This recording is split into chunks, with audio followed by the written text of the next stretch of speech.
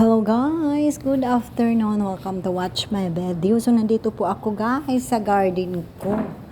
Ang ginawa ko po ngayon guys is nagplano na po akong i-harvest yung mga bunga sa talong ko guys. Kahit isa lang pong puno ang nagbigay ng bunga guys, pero medyo marami po guys ang bunga nito. So, ayan, ang mga bulaklak po niya, ang dami-dami po guys. Hindi naman siya masyadong mataba, pero ang dami naman niyang bulaklak.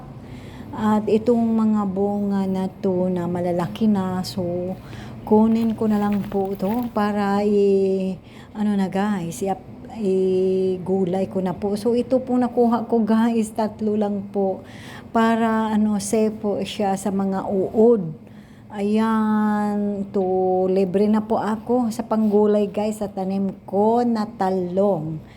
So guys, tama po yung sinabi nila na kapag may itinanim, may aanihin. So nag-aani na po ako ngayon. So guys, thank you for watching my video. God bless.